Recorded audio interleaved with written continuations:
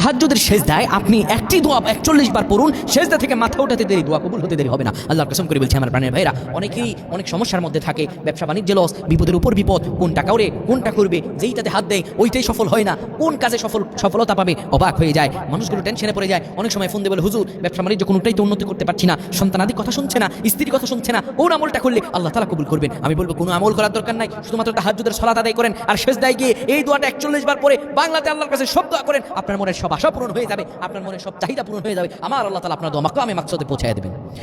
আল্লাহ রাব্বুল আলামিন আমাদেরকে জানিয়ে দিয়েছেন, শোনো দুনিয়ার মানুষেরা, আমি তোমাদের রব আল্লাহ তাআলা বললাম, উদউনি আস্তাজিব লাকুম। বান্দা দুনিয়ার কারো কাছে চাইবা না, আমি রবের কাছে চাইবা। আমি আল্লাহর কাছে চাইতে দেরি হবে, আমি আল্লাহ তোমাকে দিতে দেরি করব না। বান্দারে আমি আল্লাহ তাআলা জানিয়ে দিলাম, তুমি আমার কাছে চাও, পৃথিবীর কারো কাছে চাইও না, আমি রব আল্লাহ তাআলা দিতে পারি। অত ইজ্জু মান তাশা ওয়া তুযিল্লু মান তাশা, আমি আল্লাহ সম্মান দিতে পারি, আমি আল্লাহ সম্মানিত করতে পারি।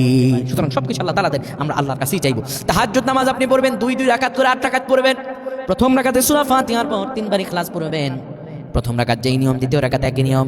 এরপরে সিজদার মধ্যে গিয়ে আপনি দোয়াটা 41 বার পড়বেন। দোয়াটা হলো, রব্বানা আতিনা ফিদ দুনিয়া হাসানাতাও ওয়া ফিল আখিরাতি হাসানা ওয়া কিনা আযাবান নার। এই দোয়াটা আপনারা 41 বার পড়বেন।